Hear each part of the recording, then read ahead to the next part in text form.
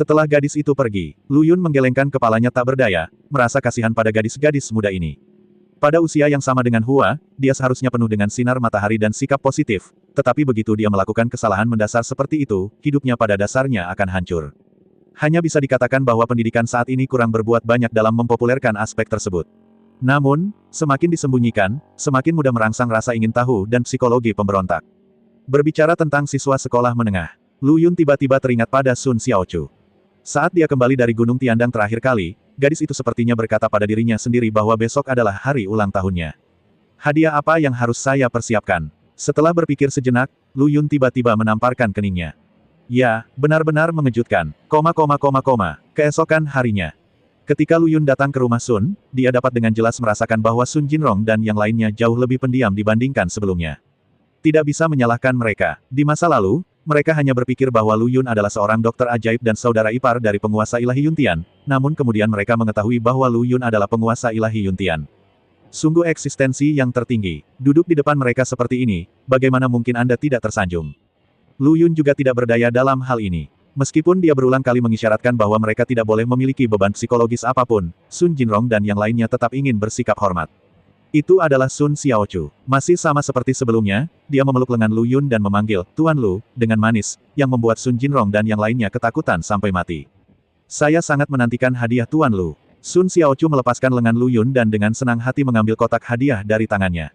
Membuka, tiba-tiba mulutnya menjadi rata. Mata sama sebalnya. Bahkan Sun Jinrong dan yang lainnya tidak bisa menahan kedutan di sudut mulut mereka. Saya melihat 8 karakter besar tercetak di sampul hadiah, ujian masuk perguruan tinggi 5 tahun dan simulasi 3 tahun. Tuan Lu benar-benar orang yang jujur. Bagaimana seseorang bisa memberikan soal simulasi ujian masuk perguruan tinggi sebagai hadiah ulang tahun? Sun Xiaochu tiba-tiba menjadi tidak senang. Xiaochu, jangan kasar. Ketika Sun Jinrong dan yang lainnya mendengar Sun Xiaochu berkata bahwa Tuan Yuntian adalah orang yang jujur, mereka langsung ketakutan hingga berkeringat dingin dan buru-buru menegur mereka. Sebagai gantinya, mereka menerima tatapan tajam lagi dari Lu Yun. Apakah aku seburuk itu? Lu Yun tidak bisa berkata-kata. Sun Jinrong menyeka keringat di dahinya dan berkata dengan nada lembut, Xiaochu, Tuan Lu memberimu tes simulasi dengan harapan kamu bisa mencapai hasil yang baik dalam ujian masuk perguruan tinggi. Kamu tidak boleh mengecewakan Tuan Lu, harapan. Petik 2. Sun Xiaochu cukup tertekan pada awalnya, tetapi ketika dia mendengar kata-kata Sun Jinrong, dia sepertinya mengingat sesuatu, mengangguk dengan berat dan berkata, baiklah, saya pasti akan bekerja lebih keras, dan ketika saya diterima di Universitas Huaqing, saya bisa bersama Tuan. Begitu kata-kata ini keluar, Sun Jinrong, yang baru saja menyeka keringat di dahinya, kembali berkeringat. Agar Sun Xiaochu dapat berkonsentrasi pada studinya, dia berbohong, mengatakan bahwa selama dia diterima di Universitas Huaqing, Tuan Lu akan setuju untuk bersamanya. Awalnya itu bohong, tapi siapa yang tahu kalau cucunya akan mengatakannya di depan Tuan Lu. Saya sangat takut Tuan Yuntian akan marah. Sun Jinrong ingin menutup mulut Sun Xiaochu, tapi tentu saja sudah terlambat untuk bereaksi saat ini. Saya hanya bisa memandang Lord Yuntian dengan hati-hati, berharap dia tidak menyalahkan saya. Bagaimana Lu Yun bisa menjadi orang yang begitu picik? Mengetahui bahwa ini adalah kerja keras Tuan Sun, dia tersenyum dan berkata, baiklah, jika kamu diterima di Universitas Huaqing, saya akan mengejarmu. Besar, Sun Xiaochu begitu bersemangat hingga dia tiba-tiba bergegas mendekat dan memeluk leher Lu Yun, dan tanpa diduga menamparkan sisi wajahnya. Sun Jinrong, Sun Tianlei, Sun Tiangui. Lu Yun, Sun Jinrong tertawa 2 kali dan berkata, hei, apakah Tuan Lu menepati janjinya? Dia tampaknya lebih menantikannya daripada Sun Xiaochu. Ini harusnya dianggap sebagai janji dari Tuan Yuntian, bukan? Janji dari Yuntian Senjun seharusnya bernilai ribuan emas, bukan? Anda seharusnya tidak bisa menyesalinya, bukan? Sun Jinrong sama gugupnya dengan seorang gadis kecil yang memasuki kamar pengantin untuk pertama kalinya. Lu Yun melirik lelaki tua itu dan berpikir, kamu benar-benar melampaui batasmu. Aku bekerja keras untuk membantumu menutupi kebohonganmu, tapi lebih baik kamu menamparkan wajahmu saja. Apakah Anda tidak punya ide di benak Anda? Skor 8 pada tes matematika. Jangan kira aku tidak melihat kertas ulangan sekolah yang dia lempar di sudut. Lu Yun mengangguk dengan serius dan berkata, tentu saja, saya selalu menepati janji saya. Bagus. Sun Jinrong hampir melompat kegirangan seperti cucunya, tetapi ketika dia memikirkan tulang-tulang tuanya, dia buru-buru menyingkirkan hati kekanak-kanakannya. Tapi wajahnya masih memerah karena kegembiraan. Saat ini, Sun Xiaochu berkata dengan penuh harap, Tuan Lu, hari ini adalah hari ulang tahunku. Bisakah kamu menggunakan bayi besarmu untuk membuatku bahagia lagi? Sekali saja, mulai besok, aku akan belajar dalam pengasingan. Ponselku telah hancur. Petik 2. Semua orang di keluarga Sun tiba-tiba mengernyit saat mendengar ini. Bayi besar, dingin, ini semua adalah kata-kata harimau dan serigala. Namun mereka segera menyadari bahwa harta karun terbesar yang dibicarakan Sun Xiaochu adalah bemper besar Tuan Lu yang berukuran 28 inci. Melihat tatapan menyedihkan gadis kecil itu, Lu Yun menepuk dadanya dan berkata, "Baiklah, aku akan mengajakmu bersenang-senang hari ini." Kemudian, tidak lama kemudian, tawa seperti lonceng perak gadis itu terdengar di jalan Jiangcheng. Saya bertemu dengan beberapa remaja Willow, The Wisp di jalan, dan mereka langsung berteriak, "F-cek, F-cek, F-cek," dan dengan gila-gilaan memutar pedal gas sepeda motor mereka, mencoba mengejar untuk melihat siapa pria tampan itu, tapi mereka justru mengendarai sepedanya secepat angin. Namun, mereka segera dihentikan oleh polisi lalu lintas, yang memprotes, "Ada sepeda yang melaju kencang di depan saya. Mengapa Anda tidak menghentikannya tetapi Anda menghentikan kami?" Sepeda melaju kencang. Paman polisi lalu lintas yang saleh itu menamparkan kepala anak laki-laki Willow, The Wisp itu dan berkata dengan marah, "Sepedamu menghabiskan bensin, kan? Dan itu melaju kencang. Mengapa kamu tidak mengatakan bahwa sepeda itu terbang ke langit?" Petik 2. Setelah memuaskan kecanduannya, Lu Yun mengirim Sun Xiaochu kembali ke keluarga Sun. Pada saat perpisahan, gadis kecil itu berjinjit dan mencium Lu Yun. Kali ini, dia tidak mencium wajah Lu Yun, tetapi di mulutnya. Aroma bibir gadis anggun itu tidak pernah hilang. Lu Yun tiba-tiba terkejut. "Brengsek, ciuman pertamaku." Tapi kemudian ada senyuman masam lagi. Apakah ini dianggap sebagai pelaku pembakaran? Secara tidak sengaja, dia merebut hati gadis itu. Tetapi, jika ini bisa membuat Sun Xiaochu tenang dan belajar, Lu Yun merasa pengorbanan yang harus dia lakukan bukanlah apa-apa. Jika dia mengetahuinya lebih awal, dia seharusnya meminta Sun Xiaochu untuk memperkenalkan lebih banyak teman sekelas wanita cantik kepadanya. Ini juga akan menjadi tujuan yang luhur dan ambisius bagi mereka. Ketika mereka diterima di sekolah bergengsi di Longguo di masa depan, dia juga akan melakukannya dianggap sebagai perbuatan baik. Tuan Yuntian benar-benar bersusah payah mengembangkan bakat untuk tanah air. Kembali ke Villa Hijau, Liu Yaner sedang berlatih yoga. Tubuhnya sangat lembut, dan tidak ada masalah untuk melakukan posisi kuda yang sulit.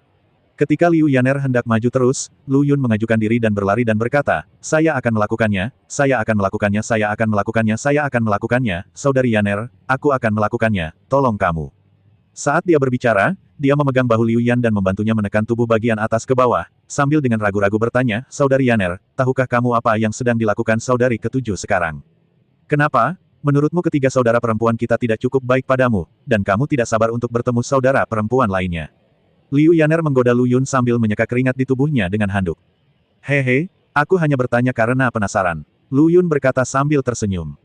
Liu Yaner memutar matanya ke arahnya dan berkata, "Lupakan, tidak apa-apa untuk memberitahumu, pria tak berperasaan ini, bahwa saudara perempuanmu yang kelima Chu Yao dan saudara perempuan ketujuh Luo Li sama-sama misterius, tapi sepertinya aku mendengar gadis itu Luo Li saya menyebutkan bahwa saya bekerja untuk seseorang di atas, tetapi saya tidak tahu apa itu. Sungguh, saudari yang lain tidak tahu bahwa saudari ketujuh adalah pemimpin Liga Seni Bela Diri di Tiongkok Tengah. Mungkin saudari ketujuh menganggap hal itu tidak perlu, jadi dia tidak memberitahu mereka. Lagi pula, masih ada sedikit jarak antara kultivator bela diri dan orang biasa. Tapi, apakah saudara perempuanku ini benar-benar orang biasa?" Lu Yun mau tidak mau merasa curiga. "Saya khawatir Anda semua adalah bos besar yang menyembunyikan identitas Anda, tetapi Anda menganggap satu sama lain adalah orang biasa, bukan? Ambil contoh Sister Yaner, jika dia tidak kembali secara tiba-tiba, siapa sangka identitasnya adalah seorang pembunuh. Belum lagi adik kelima misterius Chu Yao, yang masih belum tahu kemana dia berkeliaran." Pada saat ini, bel pintu berbunyi tiba-tiba. Lu Yun mengira saudari King Cheng atau saudari King Tan yang kembali. Ketika dia membuka pintu, dia melihat Zhang Ping dan Jin Zicheng yang mengikuti di belakangnya. "Apa yang kamu lakukan di sini?" Mata Lu Yun menjadi dingin. Sejak terakhir kali kedua orang ini mengadakan perjamuan Hongmen di Menara Juxiang dan ingin menyakiti saudari King Cheng, Lu Yun sangat tidak senang dengan mereka. Zhang Ping tersenyum meminta maaf dan berkata, Bukankah Ye Zi kecil ada di rumah? Kamu masih berani memanggilku Nona Ye Zi. Kamu bahkan menipu teman sekamar kuliahmu sendiri. Kamu benar-benar kejam." Zhang Ping berkata dengan menyesal, "Saya di sini untuk meminta maaf kepada Xiao Ye Zi. Saya benar-benar pantas mati atas perbuatan saya terakhir kali. Selama kamu tahu, saya." Zhang Ping ingin mengatakan sesuatu yang lain, tapi Jin Zicheng di belakangnya sudah tidak sabar dan menariknya pergi, lalu berlutut di depan Lu Yun sambil melontarkan. Bang bang bang. Tanpa basa-basi lagi, mari kita mulai dengan 10 dering. "Tuan Lu, saya minta maaf. Saya terobsesi dengan seks. Seharusnya saya tidak mengarahkan pandangan saya pada Nona Lin. Saya salah. Saya mohon maafkan saya." Jin Zicheng berkata dengan ekspresi menyesal setelah bersujud. Dia mengalami masa sulit akhir-akhir ini. "Saya tidak berani mendekati wanita, saya bahkan tidak berani memikirkannya. Hal yang paling tidak nyaman adalah ketika saya sampai di rumah setiap malam, saya bahkan tidak mampu membayar makanan umum kepada istri saya. Karena itu, keduanya sering bertengkar. Dan, Jin Zicheng telah mengunjungi semua rumah sakit di Provinsi Jiangnan, dan bahkan melakukan perjalanan khusus ke ibu kota untuk mencari ahli andrologi paling terkenal untuk merawatnya, tetapi tidak berhasil. Tanpa pilihan apapun, Jin Zicheng hanya bisa tanpa malu-malu memohon pengampunan pada Lu Yun, karena dia tahu hanya Lu Yun yang bisa menyembuhkan penyakitnya. Lu Yun awalnya tidak ingin berbicara dengan Jin Zicheng, tetapi Jin Zicheng segera mengeluarkan setumpuk dokumen dan berkata, Tuan Lu, ini adalah perjanjian. Saya bersedia mentransfer semua saham di tanganku secara gratis. Atas nama Nona Lin, aku hanya berharap Tuan Lu bisa melepaskanku.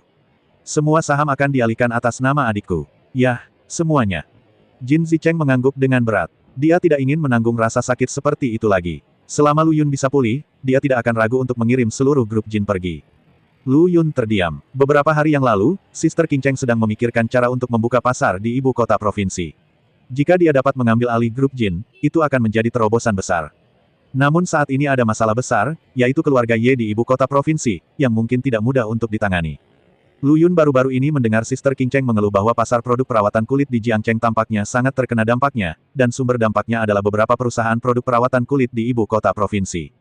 Lu Yun curiga keluarga Ye diam-diam memberikan tekanan. Selama pasar grup Qing Cheng di Jiangcheng terhimpit, saudari Qing Cheng tidak punya pilihan selain meminta bantuan keluarga Ye. Dengan cara ini, tujuan Ye Xiangrong dan istrinya akan tercapai. Jika ini masalahnya, saya khawatir meskipun grup Jin memiliki terobosan, keluarga Ye masih akan menghalanginya secara diam-diam. Setelah berpikir serius, Lu Yun memutuskan untuk menguji sikap keluarga Ye terlebih dahulu, jadi dia berkata kepada Jin Zicheng, saya dapat membantu Anda mengobati penyakit Anda, dan Anda dapat mempertahankan grup Jin Anda sendiri, tetapi saluran penjualan perusahaan Anda harus terbuka, ke grup Qing Cheng tanpa syarat. Jin Zicheng sangat gembira dan berkata, terima kasih, Tuan Lu. Penyakit Jin Zicheng tidak sulit untuk diobati. Sebenarnya, penyakitnya bukanlah penyakit sama sekali, melainkan titik akupuntur yang disegel oleh Lu Yun. Inilah sebabnya Jin Zicheng mengunjungi begitu banyak dokter terkenal, namun tidak satupun dari mereka dapat mendiagnosis inti masalahnya. Lu Yun menggunakan jarum filiform lagi untuk membuka titik akupuntur yang tertutup, dan rasa sakitnya sembuh dengan sendirinya. Jin Zicheng pergi dengan penuh rasa terima kasih. Zhang Ping tentu saja tidak punya keberanian untuk tinggal lebih lama lagi. Tidak lama setelah mereka berdua pergi, Ye Qing Cheng kembali, membungkuk dan melepas sandal hak tingginya, meletakkannya di rak sepatu di pintu, dan mengenakan sepasang sandal merah muda. Lu Yun tidak berniat menyembunyikan apapun dan segera memberitahu Ye Qing Cheng tentang Jin Zicheng. Ye Qing Cheng tidak menunjukkan ekspresi terkejut sedikit pun setelah mendengar ini. Sebaliknya, dia berkata dengan getir, baru-baru ini, berbagai merek perawatan kulit telah masuk ke pasar Jiangcheng. Bahkan kita mungkin tidak dapat mempertahankan diri kita sendiri. Bagaimana bisakah kita memiliki energi untuk berkembang di ibu kota provinsi? Pasar. Ye Qing Cheng sangat tertekan. Lu Yun ragu-ragu sejenak, lalu tiba-tiba teringat sebuah pertanyaan dan bertanya, Saudari Qing Cheng, mengapa kita selalu pergi ke distributor daripada membiarkan distributor datang kepada kita atas inisiatif mereka sendiri? Ini tidak semudah itu. Ye Qing Cheng menggelengkan kepalanya dan berkata, ada begitu banyak merek perawatan kulit dalam negeri sekarang. Jika efek produk kami tidak dapat mengungguli merek serupa lainnya, merek lain tidak akan datang kepada kami karena mereka memiliki terlalu banyak pilihan. Di masa lalu, Qing Cheng Group adalah sebuah perusahaan kecil di Jiangcheng. Produk yang dikembangkannya hanya bisa dikatakan rata-rata, dan menjadi terkenal setelah pesanan besar dari Raja Nanjiang dan lainnya masuk. Namun dibandingkan dengan produk perawatan kulit sejenis lainnya, daya saing produk Qing Cheng Group tidak terlalu menonjol. Ternyata ini adalah akar permasalahannya. Lu Yun menepuk kepalanya, berpikir bahwa dia benar-benar bodoh. Dia jelas memikirkan begitu banyak formula pengobatan Tiongkok, tetapi dia sebenarnya lupa memberikannya kepada Sister Qing Cheng. Formula produk perawatan kulit, terus terang, sebenarnya hanyalah salah satu formula pengobatan tradisional Tiongkok. Lu Yun punya banyak resep seperti itu.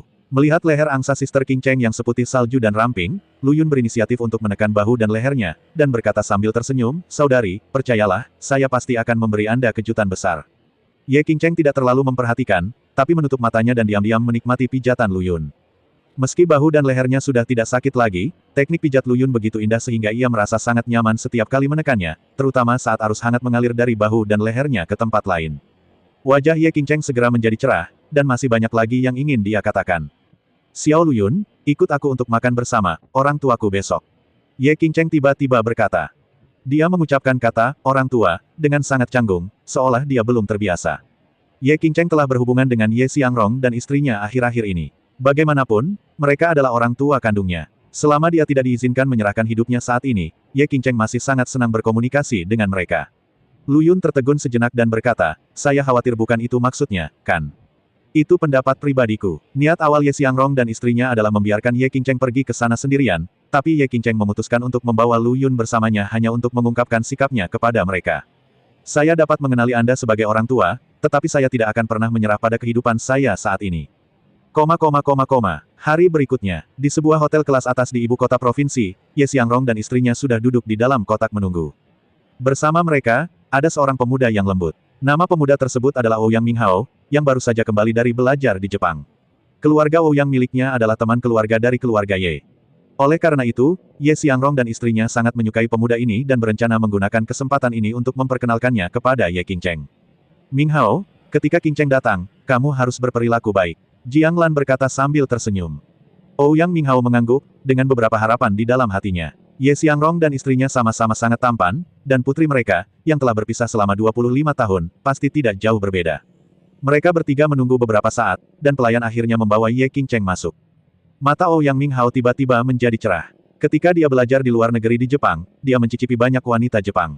Meskipun mereka memiliki kepribadian yang penurut, mereka selalu merasa kurang memiliki rasa. Ketika saya melihat Ye Qingcheng hari ini, temperamennya yang dingin dan menyendiri, dipadukan dengan wajahnya yang menakjubkan, langsung membuat Ouyang Minghao terpesona, dan hatinya dipenuhi dengan kegembiraan. Sepertinya musim semi akan mekar dalam sekejap. Ye Xiangrong dan istrinya sangat senang melihat ekspresi Ouyang Minghao, yang menunjukkan bahwa Ouyang Minghao sangat puas dengan penampilan putrinya. Meskipun ini adalah sesuatu yang sudah diharapkan sejak lama. Jiang Lan dengan cepat berdiri dan berjalan menuju Ye Qingcheng, berkata sambil tersenyum, "Qingcheng, kamu akhirnya sampai di sini." Setelah mengucapkan beberapa patah kata, suaranya tiba-tiba berhenti, dan senyuman di wajahnya langsung membeku. Karena Jiang Lan melihat setelah Ye Qingcheng, sosok lain mengikutinya, Lu Yun lah yang membuatnya merasa sangat tidak bahagia. "Kamu di sini untuk apa?" Wajah Jiang Lan langsung berubah dingin saat dia menatap Lu Yun dan berkata dengan tidak senang. Sebelum Lu Yun dapat berbicara, Ye Qingcheng berbicara mewakilinya dan berkata, "Saya meminta Lu Yun kecil untuk datang." "Qingcheng, ini tidak bagus. Keluarga kita sedang makan malam hari ini, dan dia orang luar." Jiang Lan telah lama menganggap Ouyang Minghao sebagai keluarganya sendiri, jadi dia menggunakan kata keluarga tanpa ragu-ragu. Tanpa diduga, Ye Qingcheng menyela dan berkata, "Lu Yun kecil adalah keluargaku. Karena kamu tidak menyambutnya, maka, ayo pergi saja." Ketika Ye Qingcheng pertama kali memasuki kotak, dia melihat Ouyang Minghao, dan langsung menebak niat Ye Xiangrong dan istrinya, dan merasa tidak puas. Ditambah dengan sikap buruk Jiang Lan terhadap Lu Yun, Ye Qingcheng berpikir sebaiknya dia berbalik dan pergi. "Qingcheng, ibulah yang salah. Jangan marah. Ibu setuju untuk membiarkan dia tinggal, oke?" Melihat Ye Qingcheng berbalik untuk pergi, Jiang Lan buru-buru melangkah maju dan meraih lengannya, meminta maaf. Kata, "Ibu," sepertinya menyentuh titik lembut di hati Ye Qingcheng, dan tubuhnya bergetar. Setelah ragu-ragu sejenak, dia mengangguk dan berkata, "Kita bisa tinggal dan makan bersama, tapi kamu tidak bisa mengincar Xiao Lu Yun lagi, dan kamu tidak bisa mengatakan hal yang salah tentang dia." Tidak. Meskipun Jiang Lan mengatakan ini, ketika Ye Qingcheng tidak memperhatikan, dia masih menoleh dan menatap tajam ke arah Lu Yun, seolah memperingatkannya, "Jujurlah saat kamu makan nanti." Lu Yun mengangkat bahu, tidak peduli. Ouyang Minghao tidak bisa lagi duduk diam. Tanpa menunggu perkenalan Ye Xiangrong dan istrinya, dia berdiri dan berkata, "Halo, Saudari Qingcheng.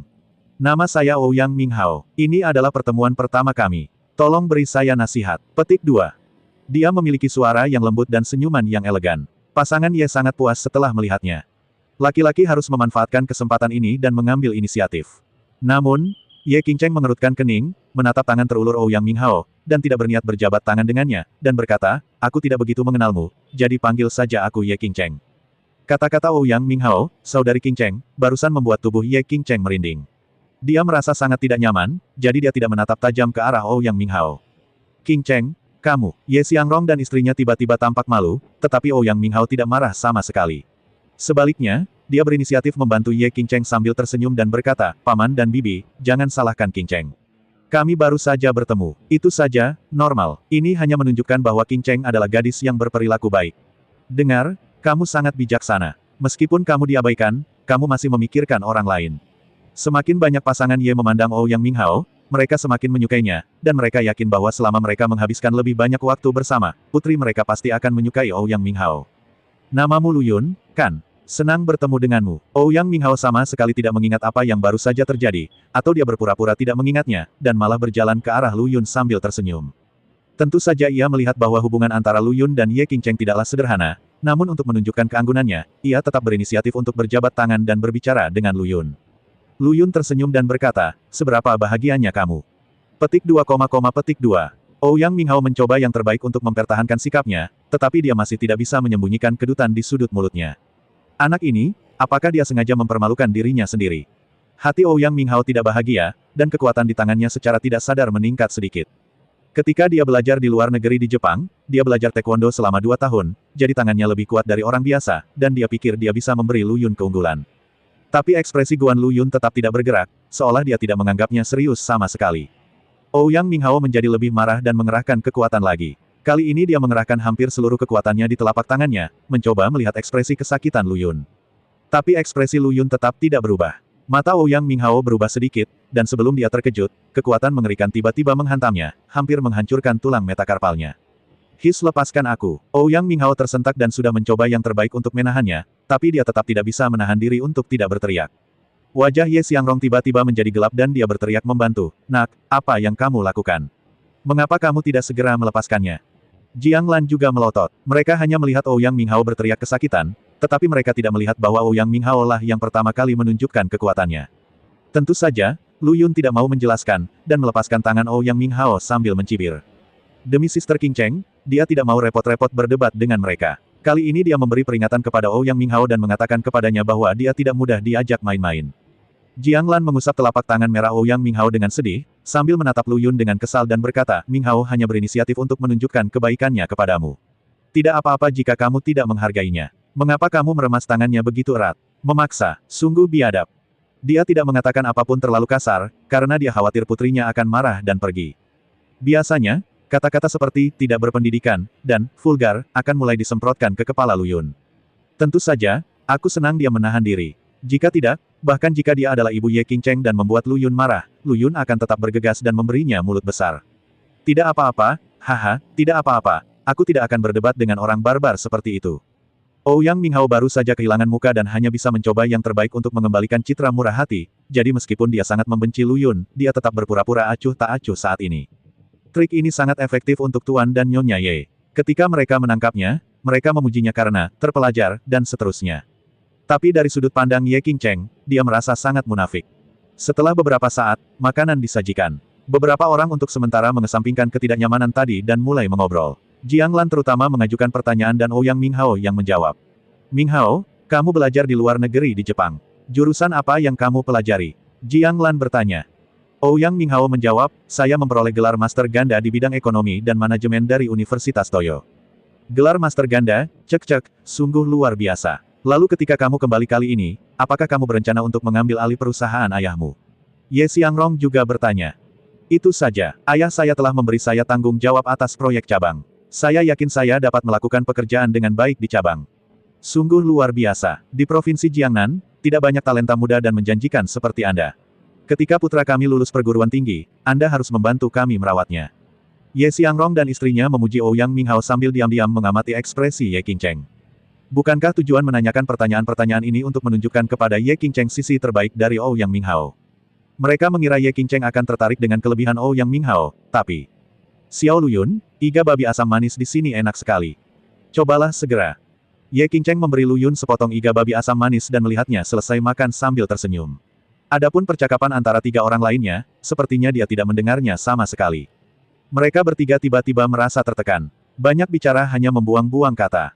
Sedikit ketidaksenangan muncul di mata Ouyang Minghao, tetapi dia segera menutupinya, memaksakan senyum dan bertanya, saya ingin tahu di sekolah mana saudara Lu bersekolah. Saya, Lu Yun mengambil serbet dan menyeka mulutnya, lalu berkata tanpa ragu, saya tidak pernah pergi ke sekolah. Lu Yun dibawa pergi oleh guru Tao tua ketika dia berumur 5 tahun. Dimanapun dia memiliki kesempatan untuk bersekolah, semua ilmunya diajarkan kepadanya oleh guru Tao tua di kuil Tao. Jadi dia mengatakan yang sebenarnya ketika dia mengatakan dia tidak pernah bersekolah. Namun, setelah mendengar jawaban Lu Yun, Ye Xiangrong, istrinya, dan Ouyang Minghao tertegun sejenak, dan kemudian menunjukkan rasa jijik. Terutama Ouyang Minghao, dia memiliki rasa superioritas. Jiang Lan mencibir dan berkata, dengan kata lain, kamu buta huruf. Meskipun putrinya mengatakan untuk tidak mengincar Lu Yun, Jiang Lan tidak tahan lagi. Pada usia berapa ini, masih ada orang yang belum bersekolah. Tahukah Anda bahwa kewajiban 9 tahun itu gratis? Bahkan jika Anda tumbuh di panti asuhan, Anda tidak bisa mengatakan Anda tidak punya buku untuk dibaca. Hanya ada satu penjelasan untuk situasi Lu Yun, yaitu dia tidak mau membacanya, atau dia tidak bisa membacanya sama sekali. Anda pantas mendapatkannya atas apa yang Anda lakukan.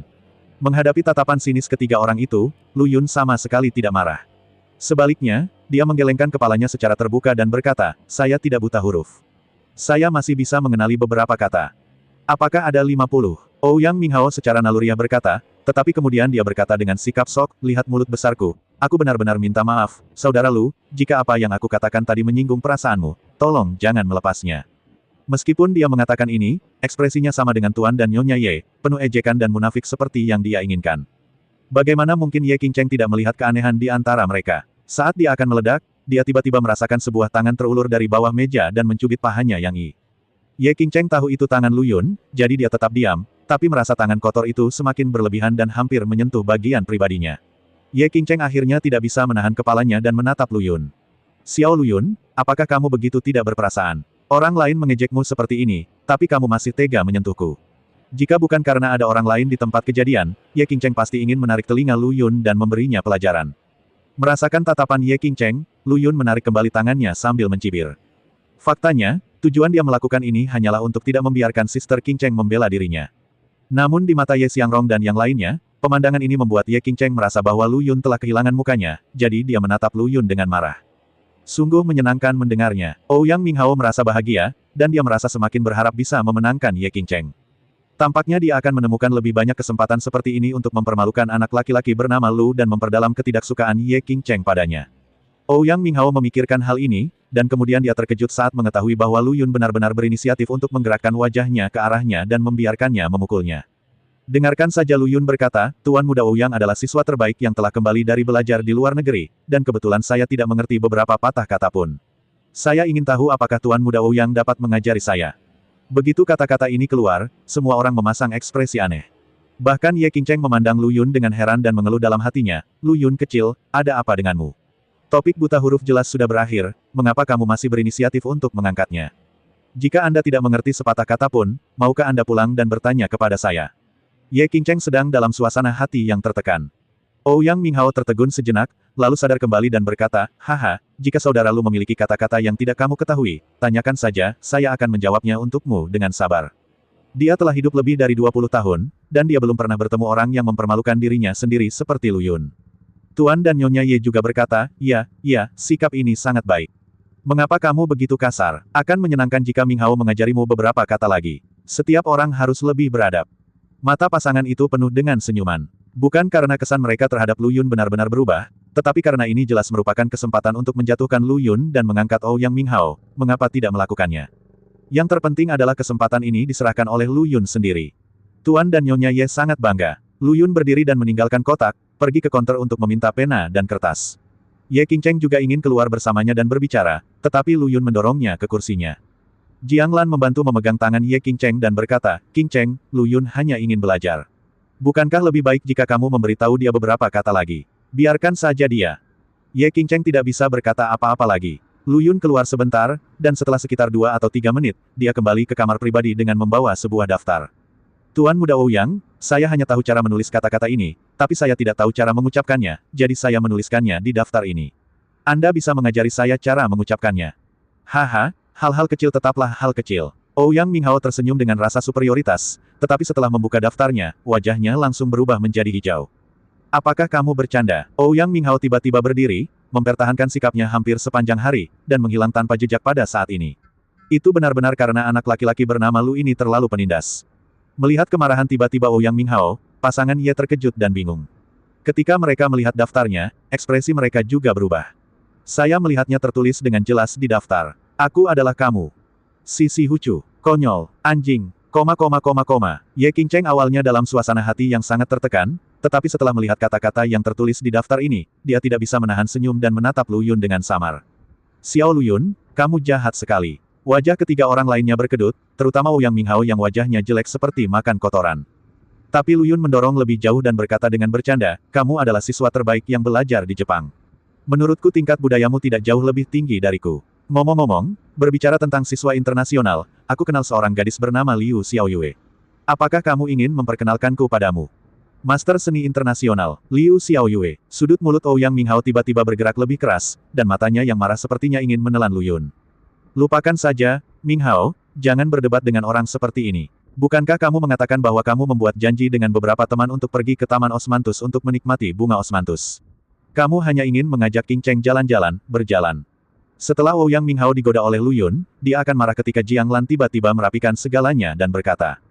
Niat awal Ye Xiangrong dan istrinya adalah untuk memperkenalkan mereka berdua melalui makan malam ini. Setelah makan, mereka akan pergi secara sukarela dan memberikan lebih banyak kesempatan kepada orang-orang muda seperti mereka.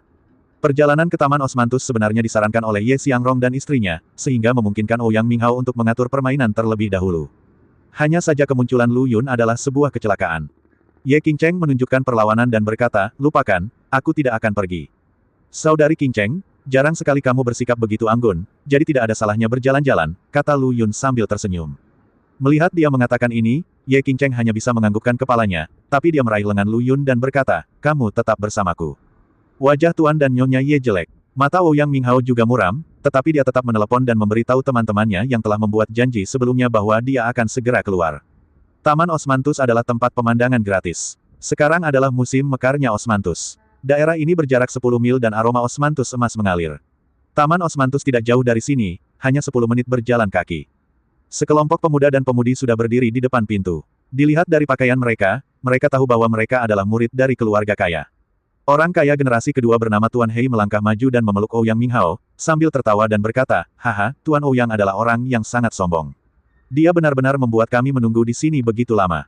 Dia jelas hanya bercanda, jadi Ouyang Minghao tidak marah, tetapi berkata sambil tersenyum, ini, izinkan saya memperkenalkan kepada Anda, ini Qingcheng, nama keluarga saya adalah Ye. Ouyang Minghao berpura-pura sangat akrab dengan Ye Qingcheng. Nona Ye sangat cantik seperti peri. Master Hei dan yang lainnya telah memperhatikan Ye Qingcheng sejak lama, dan terkejut saat itu. Gadis ini sangat cantik, jadi setelah mendengar perkenalan Ouyang Minghao, mereka tidak bisa tidak memujinya. Namun segera mereka melihat Lu Yun di sebelah Ye Qingcheng dan bertanya, siapa ini?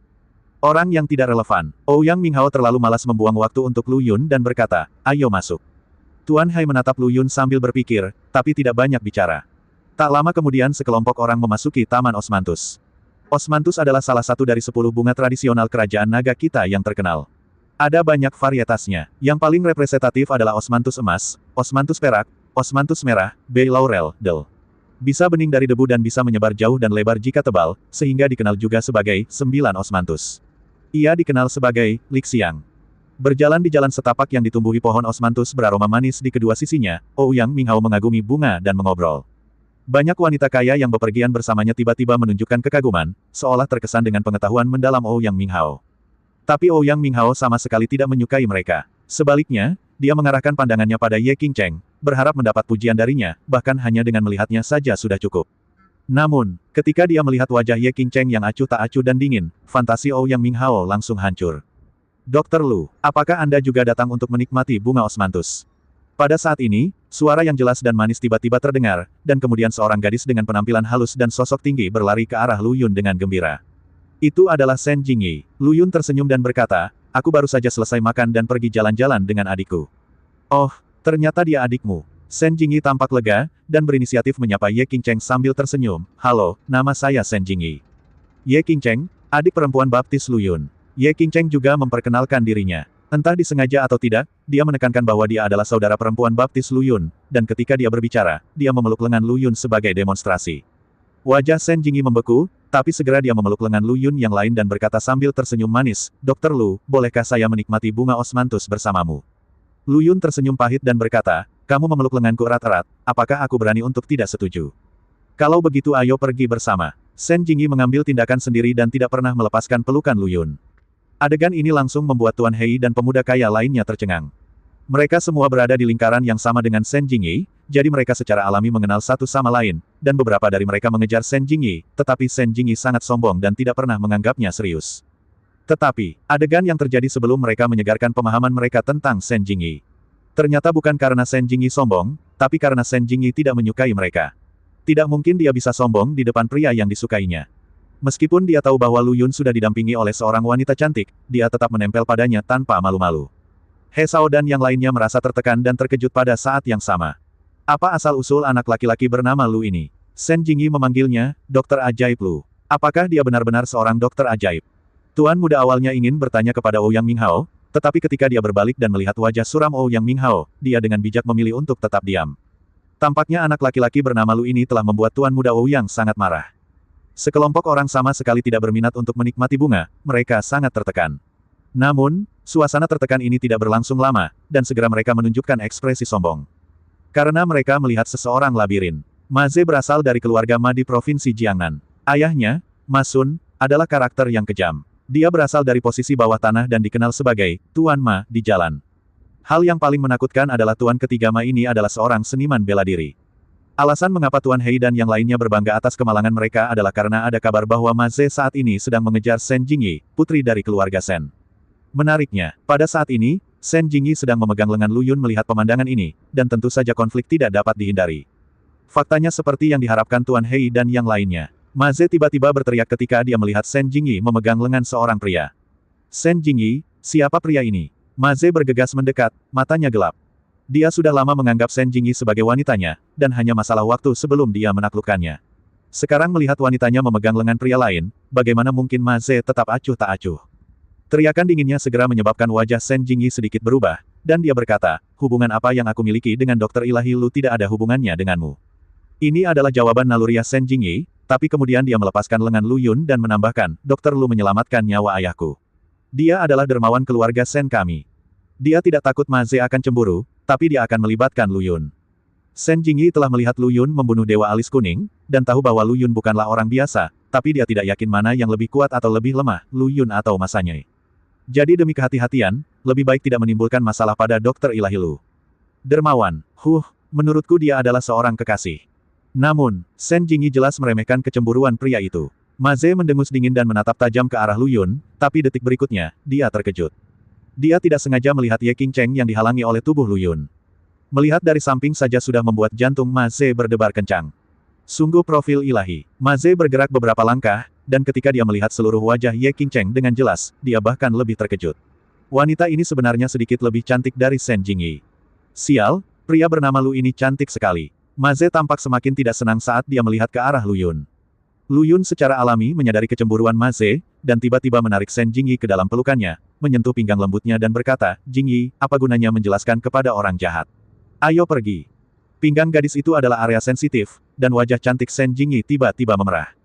Mata Ma Ze langsung terbakar. Sabi, dia, pemuda bermartabat dari keluarga Ma, sebenarnya dimarahi sebagai orang jahat. Bagaimana aku bisa menahan nada ini? Apa-apaan ini? Hentikan untukku. Ma Ze berteriak, dan bergegas ke depan, siap untuk meninju Lu Yun, tapi Lu Yun tidak menunjukkan kepanikan apapun. Sambil memeluknya dari kiri ke kanan, dia menendang, dan segera melihat kaki Ma Ze dari tanah, seperti anjing kampung. Berbaring di tanah. Ah, aku akan membunuhmu. Ma Ze tergeletak di tanah dan berteriak. Seorang gadis berpakaian indah buru-buru berlari ke depan, membantu Ma Ze berdiri, dan kemudian dengan marah berteriak kepada Lu Yun, kamu bajingan, beraninya kamu memukul Tuan Ma. Tahukah kamu siapa Tuan Ma? Dia adalah anggota keluarga Ma. Saya bisa meremukkanmu sampai mati dengan jariku. Kemudian beberapa pengawal dingin muncul. Mereka awalnya bersama Ma Ze, namun mereka berjauhan agar tidak mengganggu kencan melihat bunga Ma Ze dan gadis itu. Nak, kenapa kamu tidak berlutut dan bersujud kepada Tuan Ma untuk meminta maaf? Sebelum pengawal itu selesai berbicara, dia tiba-tiba merasakan bayangan hitam muncul di depan matanya, lalu dia menerima pukulan keras di dagunya dan jatuh ke tanah. Lu Yun mendatangi gadis itu, mengangkat tangannya dan menamparkan wajahnya, siapa yang tadi kamu sebut bajingan? Anda, bentak. Gadis itu tiba-tiba tidak berani berbicara lagi dan menatap Lu Yun dengan mata marah. Nama belakangnya Lu. Kamu pasti pernah mendengar nama masanya dari Provinsi Jiangnan, kan? Ouyang Minghao dan yang lainnya juga datang, dengan ekspresi sombong di wajah mereka. Dia menunjuk ke arah Ma Ze dan berkata, Tuan muda Ma Ze ini adalah putra dari Tuan ketiga Ma Ze. Mereka memandang Lu Yun dengan menggoda, berharap melihat kengerian di wajahnya. Namun, Lu Yun bertanya dengan bingung, siapakah Tuan Ma? Apakah dia hebat? Semua orang tercengang. Anak ini sebenarnya tidak tahu siapa Pak Ma. Pantas saja dia begitu sombong, bahkan Ma Ze pun berani melawan. Shen Jingyi menghampiri Lu Yun dan menjelaskan dengan wajah pucat, Tuan Lu, Tuan Ma adalah Raja Naga bawah tanah kita di Provinsi Jiangnan dan seorang seniman bela diri. Keluarga kaya seperti kita semua harus melihat wajahnya untuk bertindak. Praktisi bela diri, Lu Yun tiba-tiba menjadi tertarik, dan tiba-tiba menoleh ke arah Ma Ze dan berkata, Tuan muda Ma, kan? Saya sangat tertarik pada Anda, mengapa Anda tidak mengajak saya menemuinya? Lu Yun tidak suka meninggalkan bahaya yang tersembunyi. Jika dia tidak pergi menemui Tuan Ma hari ini, dia mungkin akan kesulitan datang ke rumahnya di masa depan, jadi dia menawarkan diri untuk menemui Pak Ma. Ma Ze telah pulih dari tendangan sebelumnya, dan dia juga tahu bahwa Lu Yun sangat terampil, dan pengawal di sisinya mungkin bukan lawannya. Setelah mendengar kata-kata Lu Yun, dia tentu ingin membawanya menemui ayahnya dan memberinya pelajaran. Sekarang kamu tahu kamu takut. Saat kamu memukul seseorang barusan, bukankah kamu sangat sombong? Gadis menawan yang baru saja ditampar 2 kali oleh Lu Yun berkata dengan lega. Menurutnya, Lu Yun takut karena mendengar bahwa Tuan Ma adalah seorang ahli bela diri, maka ia mengusulkan untuk pergi ke rumah Ma untuk meminta maaf. Bentak, Lu Yun menamparnya lagi untuk membungkamnya. Gadis itu menutupi wajahnya kesakitan, matanya penuh kebencian. Bawa dia pergi. Ma Ze memerintahkan pengawal itu, lalu mengalihkan pandangannya dan menunjuk ke arah Ye Qingcheng, bawa wanita itu bersamamu. Bagaimana dia bisa membiarkan wanita terkemuka seperti itu pergi? Dia pasti akan berurusan dengan wanita di depan Lu Yun nanti, memberitahu dia bahwa aku, Tuan Muda Ma, tidak mudah untuk diajak main-main. Adapun Shen Jingyi, karena dia adalah putri Shen Jinhua, Ma Ze tidak bertindak terlalu jauh dan membiarkannya pergi untuk sementara waktu. Mendengar Ma Ze berkata bahwa dia ingin membawa Ye Qingcheng pergi, ekspresi Ouyang Minghao sedikit berubah dan dia melangkah maju untuk menjelaskan, Tuan Ma, Ye Qingcheng adalah putri dari keluarga Ye. Mohon tunjukkan rasa hormat Anda. Putri dari keluarga Ye. Ma Ze tertegun sejenak, lalu berkata dengan marah, kamu benar-benar omong kosong, jangan kira aku tidak tahu. Ye Xiangrong hanya memiliki 1 putra di perguruan tinggi. Jika kamu ingin menjadi pahlawan untuk menyelamatkan kecantikan, kamu harus mencari tahu siapa dirimu. Aku, Ma Ze, sangat mudah dibodohi. Petik 2. Ma Ze sama sekali tidak mengindahkan kata-kata Ouyang Minghao, dia menatapnya dengan dingin, lalu berbalik dan melangkah pergi. Setelah Ye Xiangrong dan istrinya keluar dari hotel, mereka tidak mengikuti mereka ke Taman Guihua untuk menghindari terlalu banyak tekanan pada Ye Qingcheng. Hal-hal seperti perasaan, sebagai orang tua, yang harus mereka lakukan hanyalah menciptakan peluang, dan membiarkan generasi muda memikirkan sisanya. Suamiku, katakan padaku, bisakah hal baik ini benar-benar menjadi kenyataan? Mengapa aku semakin terlihat ragu? Saat kami makan malam bersama hari ini, Jiang Lan semakin merasa bahwa dia telah meremehkan perasaan putrinya terhadap Lu Yun dan sebenarnya tidak peduli pada pria luar biasa seperti Ouyang Minghao. Ini telah melampaui ekspektasi Jiang Lan. Ye Xiangrong juga tersenyum pahit, merasa tidak yakin. Setelah hening beberapa saat, dia tiba-tiba bertanya, Nyonya, jika Qingcheng benar-benar hanya mengenali anak laki-laki bernama Lu, apa yang akan Anda lakukan? Saya sangat setuju. Jiang Lan berseru. Dia memiliki kesan yang sangat buruk terhadap Lu Yun, terutama sikap arogan dan cuek Lu Yun hari itu di Villa Hijau. Jiang Lan merasa marah setiap kali mengingatnya. Bagaimana mungkin seorang anak yang tumbuh di panti asuhan bisa menjadi begitu gila? Dia juga mengatakan bahwa dia bisa memberikan Qingcheng kehidupan terbaik, yang hanyalah sebuah fantasi. Ye Xiangrong ragu-ragu sejenak dan berkata, sebenarnya, kamu seharusnya sudah mengetahui seperti apa karakter Qingcheng itu. Kami berhutang 25 tahun padanya. Maksudku jika, dia pergi bersama kami demi anak laki-laki bernama itu Lu. Keluarga Ye putus. Sama sekali tidak mungkin. Jalan yang dipilih keluarga Ye kita untuknya adalah jalan terbaik. Tapi menurut Qingcheng tidak. Ye Xiangrong melirik Jiang Lan dan tahu bahwa istrinya memiliki kepribadian paranoid. Tetapi dia tetap berkata, dia sudah memiliki lingkarannya sendiri dan sangat puas dengan kehidupannya saat ini. Kami pikir kami baik-baik saja, tapi mungkin karena perkataannya sebenarnya adalah sebuah beban. Suamiku, apa yang kamu lakukan hari ini? Jiang Lan memandang Ye Xiangrong dengan tidak percaya, bertanya-tanya bagaimana dia bisa mengatakan hal seperti itu. Di keluarga ini, Ye Xiangrong selalu mengikuti keinginannya, tetapi hari ini, dia sebenarnya berselisih dengannya. Jiang Lan ingin mengatakan sesuatu, tetapi ketika dia melihat mata tegas suaminya, dia tiba-tiba seperti tercekik. Lalu terjadilah keheningan yang lama. Setelah hening lama, Jiang Lan akhirnya berkata, jika Qingcheng benar-benar tidak bisa melepaskan anak itu, biarkan dia menikah dengan keluarga Ye kita. Ini merupakan kompromi terbesar yang bisa dilakukan Jiang Lan. Ye Xiangrong menghela nafas lega ketika mendengar ini. Sepertinya istrinya bukannya tidak masuk akal. Hanya, saat Ye Xiangrong menghela nafas lega, Jiang Lan tiba-tiba menerima panggilan, dan wajahnya langsung menjadi sangat jelek, anak laki-laki bernama Lu itu benar-benar terkutuk. Aku tidak akan pernah setuju dia bersama Qingcheng. Apa yang salah? Ye Xiangrong mengerutkan kening, bertanya-tanya mengapa Jiang Lan mengalah pada 1 detik dan tiba-tiba mengubah kata-katanya pada detik berikutnya. Jiang Lan berkata dengan wajah jelek, Minghao menelepon dan mengatakan bahwa Lu Yun memukuli Ma Ze dan menyeret Qingcheng ke dalamnya. Sekarang mereka telah dibawa ke rumah Ma. Apa? Ekspresi Ye Xiangrong juga berubah drastis, dia buru-buru mengerem dan berbalik, langsung menuju rumah Ma. Pada saat yang sama, Shen Jinhua juga menerima telepon dari putrinya Shen Jingyi. Ayah, ini tidak baik. Dokter Lu menyinggung Ma Ze dan dibawa pergi oleh mereka. Tuan Ma tidak akan melepaskan Dokter Lu begitu saja. Tolong pikirkan cara secepatnya. Jangan khawatir, aku akan mencari Tuan Ma untuk menjadi perantara. Shen Jinhua menutup telepon dan bergegas ke rumah Ma tanpa ragu-ragu. Tabib suci Lu baik terhadap keluarga Shen dan tidak boleh membiarkan apapun terjadi. Setelah Shen Jingyi menelepon, dia tidak duduk diam. Dia segera menghentikan taksi dan menuju ke rumah Ma. Daerah Villa Magia. Tuan Ma sudah mendengarkan penjelasan Ma Ze tentang kejadian tidak penting itu. Ya, ini tidak penting. Yang penting anaknya dipukuli. Dan, selama narasinya, masanya linglung sepanjang waktu karena perhatiannya sepenuhnya tertuju pada Ye Qingcheng. Penampilan yang menakjubkan, sosok yang sangat indah, temperamen dingin seperti teratai, pria mana yang tidak mencintainya. Tuan Ma bahkan bertukar pandang dengan putranya Ma Ze, dan kegembiraan terlihat jelas di mata pasangannya. Tampaknya, ayah dan anak mempunyai hobi yang sama. Tuan Masanya duduk di kursi taisi, berjingkat ke tanah, memandang Lu Yun dengan anggun dan berkata, "Wah, kamu memukul anakku. Secara logika, aku seharusnya melumpuhkan tangan dan kakimu, tapi demi putrimu. Untuk demi temanku, aku bisa memberimu jalan keluar, berlutut dan bersujud beberapa kali, lalu pergi."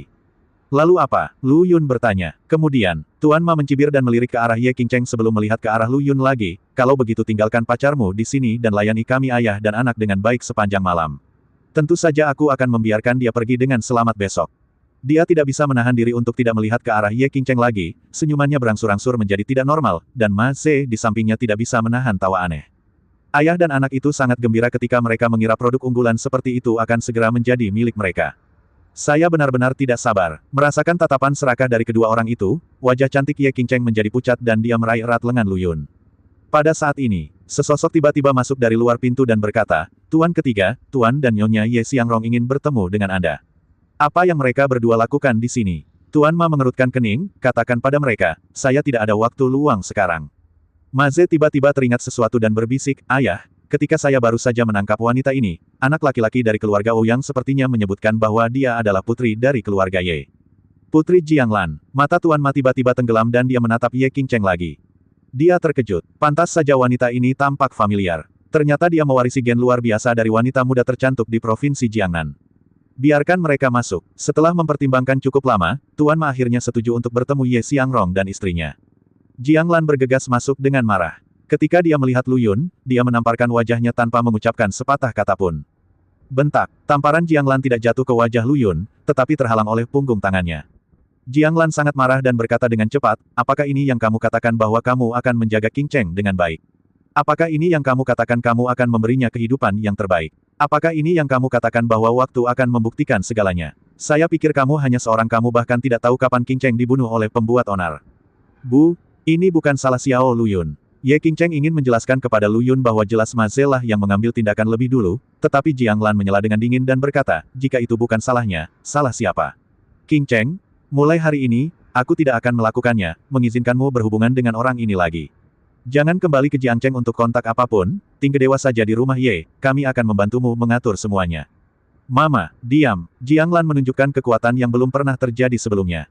Dia selalu menjadi wanita yang kuat, dan setelah terstimulasi oleh kejadian ini, dia menjadi semakin bertekad bahwa dia tidak bisa membiarkan Lu Yun menyakiti putrinya lagi, bahkan jika itu berarti mengurung putrinya di rumah Ye. "Haha, luar biasa." Tuan Ma tiba-tiba tertawa 2 kali, bertepuk tangan dan berkata, "Sungguh drama etika keluarga, tapi bisakah kamu memilih tempat yang tepat untuk berakting? Ini keluarga Ma, giliranmu yang sombong." Tuan Ma berteriak keras, penuh keagungan. Ekspresi semua orang berubah drastis. Jianglan tidak memiliki niat untuk memarahi Lu Yun lagi, dan dengan cepat memasang ekspresi meminta maaf dan berkata kepada Tuan Ma, Tuan mudamu dipukuli oleh bajingan bernama Lu Yun ini. Dia tidak ada hubungannya dengan keluarga Qingcheng. Mari kita lihat apakah kita bisa." "Tidak bisa." Sebelum Jianglan menyelesaikan kata-katanya, dia disela dengan kejam oleh Tuan Ma. Dia berdiri dari kursi Grandmaster, dan tekanan yang menakutkan tiba-tiba memenuhi seluruh aula keluarga Ma. "Jiang Meiren, aku tidak akan mengikutimu kemana-mana. Aku, Tuan Ma, menyukai putrimu. Jika kamu berakal sehat, bawa suamimu kembali ke rumah Ye sekarang. Besok pagi, tidak, besok siang, tentu saja putrimu akan dikembalikan kepadamu. Tetapi jika kamu tidak tahu apa yang menarik." Masanya mencibir 2 kali dan menatap Jianglan dengan mata telanjang. Tubuh giok yang telah dikembangkan secara ekstrim membuatnya mengeluarkan air liur. "Jika kamu tidak tahu harus berbuat apa, kamu harus tinggal bersamaku di rumah Ma malam ini, bersama putrimu, untuk melayani ayah dan anak kita." Wajah Jianglan langsung memucat. Ye Xiangrong telah menahan amarahnya, dan pada saat ini dia akhirnya tidak bisa menahan diri untuk tidak berkata, "Tuan Ma, jangan terlalu sering menindas orang lain. Meskipun keluarga Ye kami tidak memiliki kultivator seni bela diri yang bertanggung jawab, kami tidak seperti itu, mudah tersinggung." "Oh, benarkah?" Mata tajam masanya tiba-tiba menembus Ye Xiangrong. Tubuh Ye Xiangrong tiba-tiba mundur selangkah tak terkendali, dan keringat dingin mengucur di tubuhnya. Aura seorang seniman bela diri terlalu menakutkan bagi orang biasa. Tuan Ma tersenyum menghina dan membuang muka, keluarga Ye hanyalah omong kosong di mata Tuan Ma. Tubuh Ye Xiangrong sedikit gemetar, dan dia merasa sangat sedih, tapi tidak ada yang bisa dia lakukan. Praktisi seni bela diri sangat mendominasi. Tuan Bu. Pada saat ini, Jiang Lan tiba-tiba berkata dengan ekspresi yang rumit, tentu saja keluarga Ye kami tidak dipandang rendah oleh Anda, tapi bagaimana dengan keluarga Jiang di Jinling? Keluarga Jinling Jiang. Tuan Ma berpikir, menatap Jiang Lan dan berkata, Jiang Tianyuan, siapa kamu? Itu kakekku. Jawab Jiang Lan. Jiang Tianyuan adalah kakekmu. Pupil mata masanya menyusut drastis, lalu dia terdiam lama. Keluarga Jinling Jiang. Ada seorang lelaki tua berusia hampir 100 tahun, bernama Jiang Tianyuan, yang merupakan seorang praktisi seni bela diri. Konon ia telah memasuki jajaran master transformasi bertahun-tahun yang lalu sekarang. Tuan masanya tidak pernah membayangkan bahwa Jiang Lan akan menjadi cucu perempuan Jiang Tianyuan. Alasan utamanya adalah setelah Jiang Lan menikah dengan Ye Xiangrong, dia tidak pernah menyebutkan apapun tentang keluarga ibunya, jadi tidak ada seorang pun di provinsi Jiangnan yang mengetahui berita ini. Jika bukan karena keinginan perawat hari ini, Jiang Lan tidak akan mau memberitahunya tentang hal itu. Ekspresi masanya berubah, seolah dia sedang menilai keaslian kata-kata Jiang Lan. Setelah hening lama, dia akhirnya berkata, bawa putrimu dan ayo pergi. Ayah, diam. Tentu saja Ma Ze tidak mau membiarkan kecantikan kelas atas itu pergi setelah menaruhnya di bibirnya, tapi dia harus mendengarkan kata-kata ayahnya.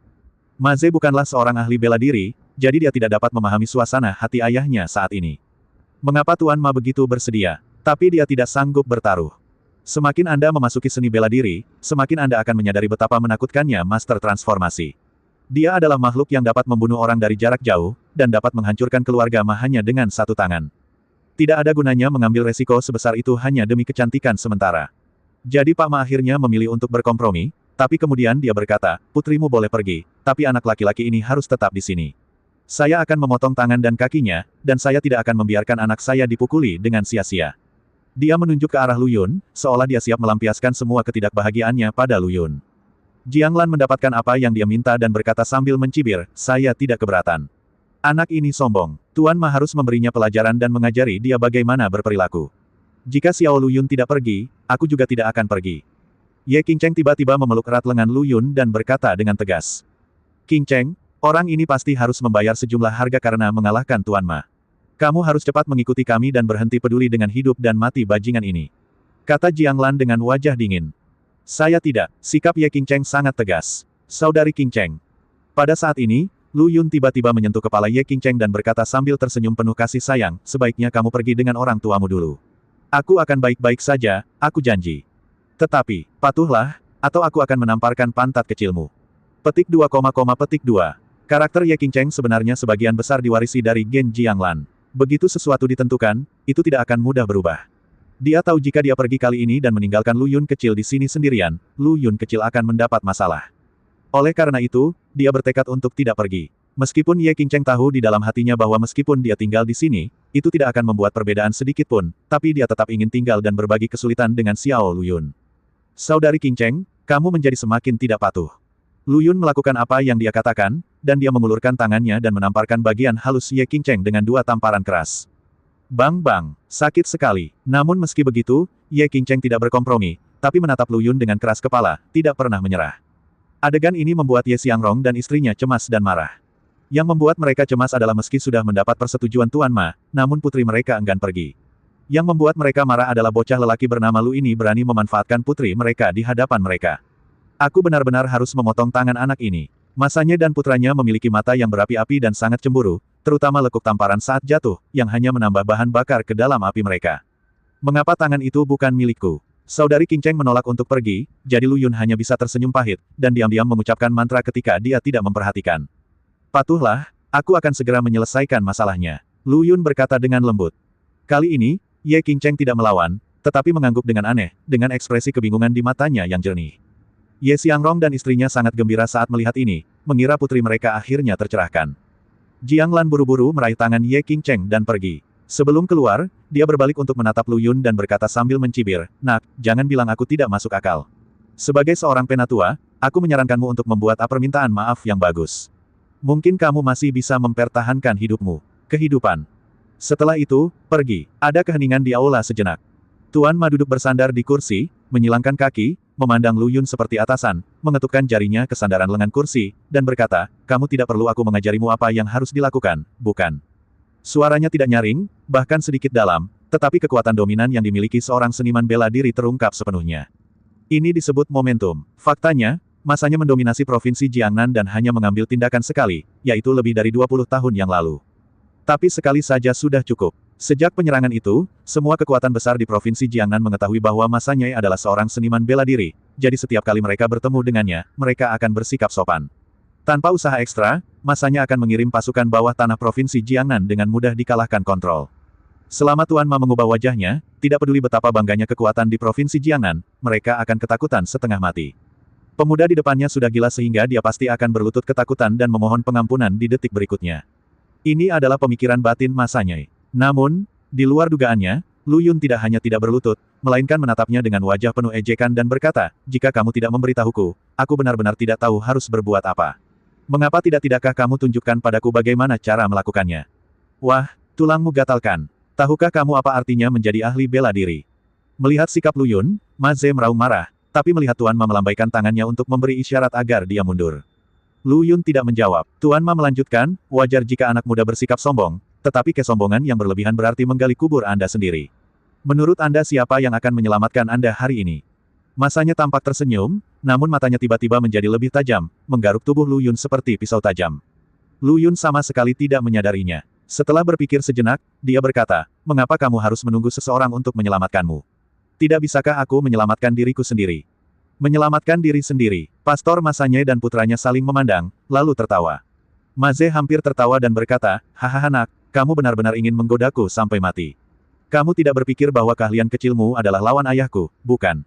Ketika dia berada di Taman Guihua, Ma Ze telah melihat keterampilan Lu Yun, yang memang tidak buruk, tapi ini jelas bukan sesuatu yang dia banggakan. Tidak peduli seberapa kuat tangan dan kaki orang biasa, mereka tidak lebih dari lelucon di depan para praktisi seni bela diri. Apakah itu lucu? Tepat ketika ayah dan anak itu mengira mereka mendengar lelucon besar, kata-kata Lu Yun membuat tawa mereka tiba-tiba berhenti. Anak bodoh, aku akhirnya mengerti mengapa Jiang Lan sangat membencimu, karena kamu benar-benar tidak tahu seberapa tinggi langit dan seberapa tingginya. Mata Tuan Ma akhirnya menjadi gelap, tatapan tajamnya terungkap, dan aura mendominasi yang memaksa Ye Xiangrong mundur tiba-tiba melonjak lagi. Ledakan. Dalam sekejap, aula itu tampak diselimuti bayangan yang menakutkan, dan bahkan Ma Ze pun merasa takut. Tetapi, Lu Yun tiba-tiba tersenyum. Tuan Ma, tahukah Anda mengapa saya meminta saudari Qing Cheng pergi sekarang?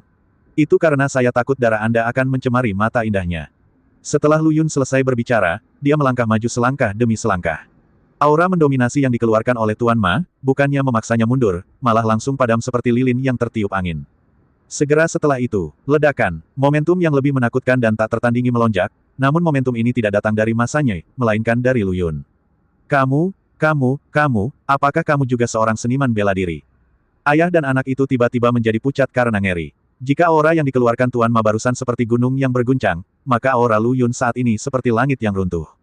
Bisakah Zhu dan Hao Wei benar-benar berbeda satu sama lain? Praktisi bela diri, Lu Yun tertawa kecil, mengangkat telapak tangannya menjadi pedang, dan dengan ringan menebas kekosongan. Dalam sekejap, dia melihat sebilah pisau tajam ditembakkan, memotong salah satu lengan masanya dan kursi tempat dia duduk terbelah menjadi dua. Cih, sebelum masanya sempat bereaksi, lengannya terlepas, darah berceceran, dan Ma Ze, yang berdiri di sampingnya, berlumuran darah. Ah, masanya berlutut, jeritannya bercampur teror yang tak ada habisnya, sementara putranya Ma Ze begitu ketakutan hingga ia terjatuh ke tanah, seolah jiwanya telah terkuras habis, dan ia bahkan tidak dapat berbicara. Kumpulkan energi untuk membentuk pisau dan memotong benda. Apakah ini Grandmaster Alam Transformasi?